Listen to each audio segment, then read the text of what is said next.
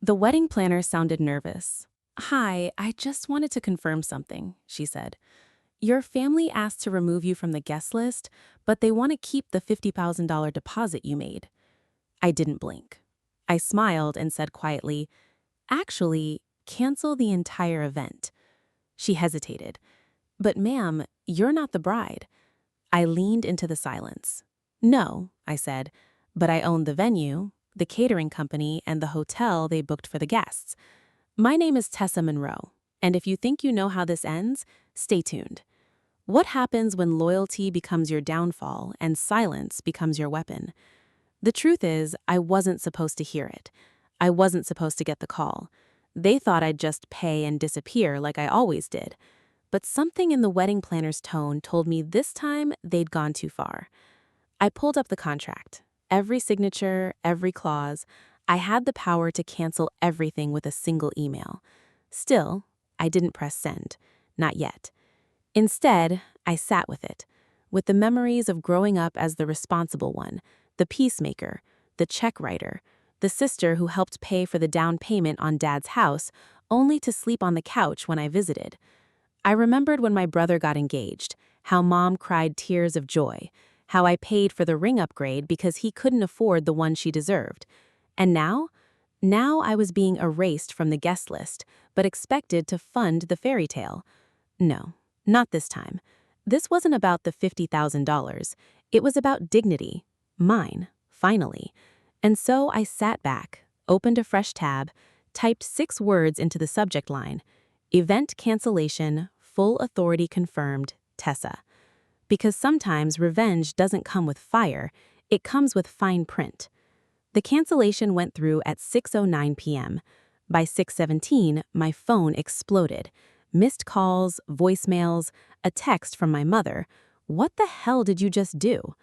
I didn't answer. Not yet. Instead, I watched the group chat from afar. They were scrambling. My brother, "Someone just told me the venue is gone." My sister-in-law-to-be, "Is this some kind of joke? Who does that?" My mother stayed silent in the chat, probably already rewriting the narrative as she always did. Let me rewind. 3 months ago, they asked for help with some deposits, just to secure a dream venue. I paid it quietly, like always.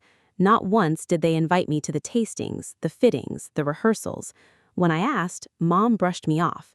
"You work too much anyway. Let the kids have their day." Their day, their fantasy, my bank account. So I played my part, quiet, generous, the sister who always showed up, until I overheard it at brunch. They didn't know I was behind them in line, didn't hear me pause. My future sister-in-law laughed. "She's not coming, right? It's not her day. She's always so serious." And my mother? She chimed in like it was normal. "Tessa doesn't need a seat. She's just the wallet." That one broke something inside me. Not a crack, a clean, sharp snap. And now, the planner had just confirmed what I feared. They didn't just forget me, they deleted me. Except I wasn't gone. I was the signature on every vendor's contract, the name on every receipt. They thought they were using me, but I'd built the entire table they were about to dine at. So I flipped it. No rage, no announcements, just silence followed by a chain reaction they never saw coming.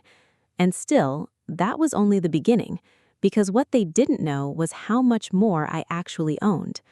The next day, they tried damage control. My brother called first, 6 times. No voicemail, just silence, like maybe he thought I'd break and call back. Then, finally, a message came through. "Tess, I don't know what you think you heard, but we love you. This wedding means a lot to us. Please don't ruin it."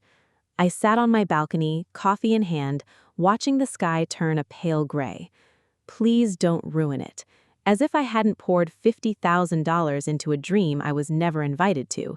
As if they hadn't erased me from their day. Like I was an inconvenience they could fund and forget. It wasn't just the wedding. It was every birthday I planned for them, every emergency I paid for, every time they whispered, "You're so dramatic," when I asked for respect. So no, I wasn't going to ruin it. They already had.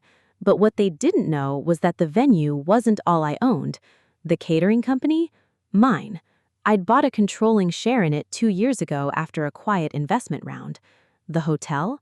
My name wasn't on the lobby sign, but the contract was locked under Tessa M. Holdings. So, when my sister-in-law's family flew in expecting rooms, they were politely told at the front desk, "Unfortunately, the booking has been canceled." The group texts turned chaotic. "We just landed. Where are we staying? Why did the shuttle never come? Wait, the dinner's not happening?" I watched it all unfold like a script I hadn't written, but definitely directed. Still, I said nothing because some lessons don't come through arguments. They come through absence. Absence of comfort, absence of control, absence of the person you thought you could step on who finally stepped away. By nightfall, I got one last call. "Mom, Tessa, you've made your point. Put it back, now." I paused and said only this: "No, you removed me from the guest list. I'm just respecting your wishes." Then I hung up. I didn't cry, didn't shake, because sometimes the cleanest revenge is simply removing the floor beneath their entitlement. The wedding was in 3 days, and now there was no wedding. The venue? Gone. The catering? Canceled. The hotel block? Erased. Vendors started pulling out one by one, and still no one wanted to admit how it had all unraveled, because admitting the truth meant saying it out loud. We cut the woman who paid for it. Instead, they spun stories. My brother told his fiancé's parents there was a system error. My mother said the planner was incompetent, and my sister-in-law, she posted a sad little selfie captioned, "Pray for us. People don't want to see us happy." I nearly choked on my tea, because if there's one thing narcissists hate more than accountability, it's a mirror. And that's all I'd done, held one up. But here's what they didn't realize. The money wasn't just mine, the power was mine. I'd built that power slowly, quietly, over years of being ignored. While they laughed at me for working too hard, I was buying the very foundations they stood on. The banquet hall my brother proposed in, I own 40% of the property portfolio it belongs to. The restaurant where they hosted their engagement dinner, managed by a chain I silently invested in last fall. Every time they used me as a credit card, I bought one more piece of their fantasy, and now the fantasy was gone. Grandma called that night, one of the few who still had my back. "You all right, baby?" I smiled. "Yeah, just breathing different." She was quiet for a moment, then said, "You gave them too many chances. But this is the first time you gave yourself one." And that hit deeper than anything else, because she was right. I'd spent years bending over backward trying to buy a seat at a table I helped build. Now I was flipping that table over, and I wasn't sorry. The silence didn't last. By morning, they were knocking, not metaphorically, but physically. My brother at my door. Wrinkled suit, no tie, sweat on his forehead, like the guilt was finally seeping out. I didn't open right away. Let him stand there. Let him feel the weight of being unwelcome. When I did, he started talking too fast. "Tessa, look, none of this was supposed to go this far. I didn't even know they took you off the list until the planner called." "Lies. Sloppy ones." "You didn't know?" I said quietly. "The groom didn't know who was on his own guest list?" He looked down, like a child caught cheating on a test he thought no one would check. Then he said the thing they always say, "You know how Mom is." I laughed once, dry. "I do, and you've used that excuse for 30 years. He stepped forward, like he might cross the threshold. I didn't move. "You canceled everything," he said, quieter now. "People flew in. Her family's furious. We're being humiliated." I leaned on the doorframe. "You mean I stopped funding the performance?" He didn't answer, so I did it for him. "You let them erase me. After everything I've done for this family, you stood there and watched them call me a wallet with legs, and you said nothing." "Tess, I was trying to keep the peace." "No," I cut in. "You were trying to keep the fantasy." He took a breath. So what now? Is this really revenge? I shook my head. This isn't revenge. This is math. I subtracted myself. And with that, I closed the door. Not slammed, just closed. Later that day, I got a DM from one of his fiance's cousins. Hey, just wanted to say I think what you did was badass. They treat you like an idiot. I saw it. Sometimes strangers see what family refuses to admit, and for the first time in years, I didn't feel crazy. I felt calm. The wedding was officially off. The invitations tossed. The florist refused to refund. Weekend in my quiet apartment. Watered my plants, listened to records Mom used to skip when guests came over. The ones that made her say, too emotional. It felt fitting. Then came the text from Dad. You've made your point, now fix it before this family falls apart. Falls apart? As if it hadn't been cracked and rotting for years. Still, I didn't respond. They wanted a savior, not a sister. They wanted someone to pick up the mess while they blamed the broken glass on the one who refused to stay quiet. And I was done playing that part. But I wasn't done yet, because there was one final string left to cut. The ring. The one I paid to upgrade. A $12,500 diamond my brother couldn't afford but insisted on. Make it special, he'd said. I'll pay you back after the honeymoon. He never did. And technically, it was still mine. The receipt, the appraiser's certification, all in my name. So I called the jeweler. Has it been altered? I asked. Nope, she said. Still untouched. Do you need us to reclaim it?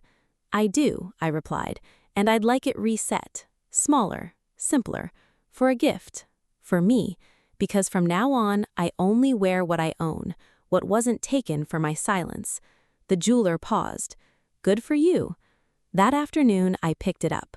A small, subtle diamond on a gold band. No one else would know its story, but I would. That night, I got one last group message. My brother.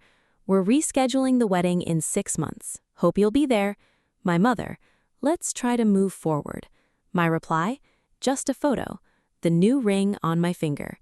Captioned, finally married to the only person who ever showed up for me. Myself. By Monday, the family chat was on fire. Aunt Karen sent praying hand emojis. My cousin texted, is this real? My mother. She called 5 times. I didn't pick up. They weren't used to this version of me. The one who didn't explain, didn't apologize, didn't flinch. The woman who used to beg for crumbs now held the recipe to the whole table, and I wasn't serving seconds. Then came the voicemail from my future ex-sister-in-law. Tessa, I don't know what your problem is, she snapped, but you've ruined everything. Do you realize how selfish you've been? You embarrassed all of us. You're unstable. I replayed it twice, not because it hurt, because it was proof. Proof that even when you give them diamonds, they'll still call you stone-hearted the moment you stop bowing. I forwarded the voicemail to my lawyer. Just in case, I wrote, because spite has a way of showing its teeth once you stop feeding it. Then I did something no one saw coming. I booked the entire ballroom, the same one they tried to use, the one I canceled. But this time it wasn't for a wedding, it was for a gala, for women who give too much and are thanked too little. The theme? Reclaim, rebuild, rise. I sent out invitations to nonprofit leaders, social workers, teachers, artists, the ones like me who once believed being needed was the same as being loved. I called the florist. Peonies, I said. Soft pink. Make it loud. I called the caterers. Give them the dinner you were prepping for the wedding, but better. And when the event went live online, guess who saw it first? My mother, my brother, her. The caption read, when they cut you from the guest list, throw your own event and make sure healing is the VIP. Because this time, the celebration wasn't about rings or roles. It was about finally choosing myself. The ballroom was glowing, soft amber light, strings playing in the corner, laughter, real this time, not rehearsed. No stiff smiles, no glassy eyes waiting for approval, just women standing tall in dresses they bought for themselves, wearing stories they never had to shrink. At the center of it all, I stood, not hidden behind a clipboard or a checkbook, but seen, whole. Someone clinked a glass. They wanted me to speak. I never liked microphones, but that night I didn't need one. I raised my glass. To the women who stayed silent too long, to the sisters who paid the bill and got left off the guest list, to the daughters who held the family together while it tore them apart. Tonight, we stop asking to be invited.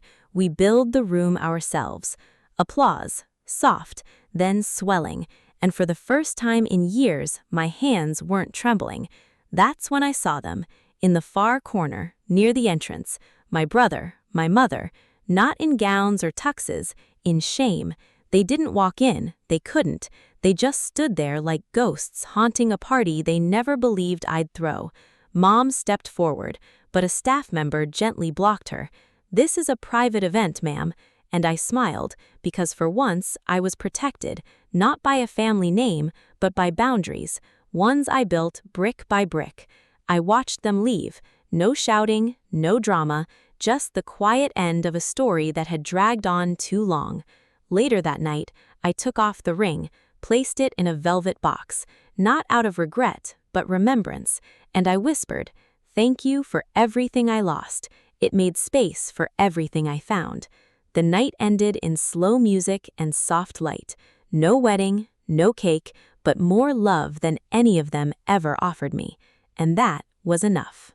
Thank you for staying with me until the very end. If this story touched you, please give it a like. Your support means a lot to me. Subscribe to channel so you don't miss new stories.